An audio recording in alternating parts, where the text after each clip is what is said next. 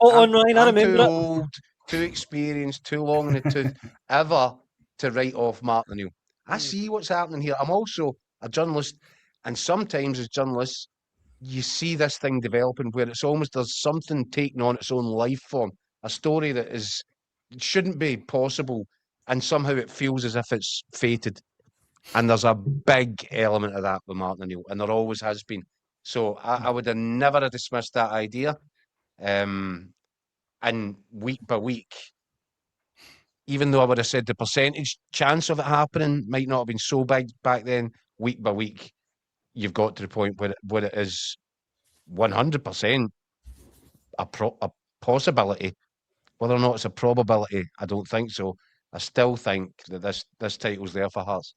And I actually do believe that Hearts will, with the momentum that they got from beating Rangers, I think they'll just about have enough to go to Fir Park, but it's got to be another nervous night. But I do think, and I also, John McGlynn had real difficulties against Jens Bertolascu in his first game, and he worked in the first half. He admits, Falkett admit, they were played off the pitch the way that Motherwell have done to so many teams. McGlynn worked out a formula at half time, implemented it for the second half, steadied everything, and I think there is enough. There's starting to be a build-up of evidence that the better managers can work Motherwell out and work out how to negate them. And I think that Derek McInnes is in that camp. I think as one of the comments said there, Derek McInnes, after that kind of frightening collapse in the first meeting at Tynecastle, I don't think Motherwell have had the same kind of upper hand. And I think that's down to Derek McInnes working out how to play against it. So does he phone John McGlynn instead of Alex Ferguson this weekend? That'd be a good shout. Who knows, Pilch? Who knows? Before I let you guys get away, let me throw a few more comments at you.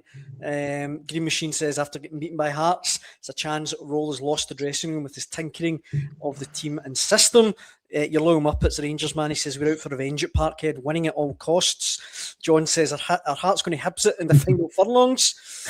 James says, Roll needs to win at Parkhead, or I truly believe he's finished. Sure, he might survive the summer, but the first banana skin in August, it'll be the annual rinse and repeat in October. And Henrik McLarson says, Martin O'Neill wins this league, just start the canonisation process immediately.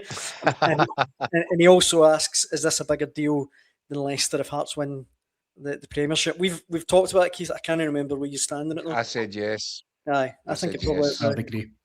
Aye. Yeah. I just think it would be one of the most incredible stories from any league all across Europe. Funnily enough, Tony Bloom was involved in the other one that was ranked up with it. I'm not for a second saying it would be anywhere near as astonishing if Celtic won it, but if Celtic, Ryan, do pull this off... Celtic won a 15th title out of 16. No, but miracles. It'll be the season they won it. They won it without a striker. Do you know what I mean? With all the managerial changes, it would still be pretty remarkable if Martin O'Neill. It would be remarkable.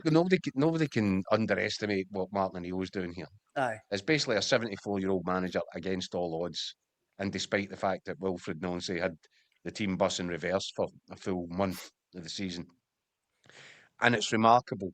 And there is this there's a fairy tale aspect to this. That Martin O'Neill, 20 years after being Celtic manager, could come back in twice in the one season and end it with two trophies. I mean that's if somebody said that to you in the start of the season when Brendan Rodgers was there, I mean you'd been carted away, you'd been taken away. People will look at you, you do lally. People would have been questioning your mental health because this came from nowhere. And now it's here, and it's so close to the finish line. So what would you say about that? What would you say about Martin? But it's not. It can't be regarded as a miracle. This is the wealthiest club in Scotland, a club that's been dominating Scottish football for consistently now the best part of 2 decades. There's no miracle about that. It's a miracle that Celtic have got themselves into such a mess that they needed to resort to where they've had to resort to. But then it's a fairy tale finish potentially for Martin O'Neill. But there's no doubt about it. It's not even close. Doesn't even get the same ballpark as a Hearts title. What I would say about Martin O'Neill is I don't think there's any other manager Celtic or man Celtic could have turned to that would have galvanised the club the way he has. He's got the fans on side. Yeah, the football might not be pretty, but he's grinding out results. He's dragged Celtic back into the title race. He's beat Rangers or dumped Rangers out of 2 cup competitions. They've still got a chance of winning a double.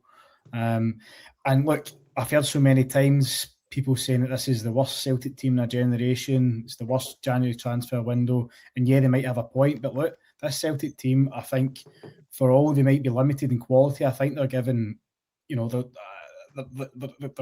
giving all they can for the cause. They're giving every last ounce of energy they've got to help Celtic kind of get to the finishing line.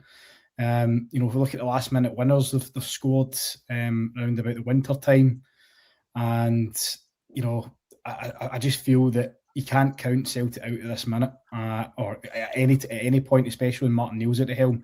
And of course, Celtic are the only team that's won up until this point all their split fixtures, all 5 split fixtures in previous seasons. So I think they're the only club to have done it.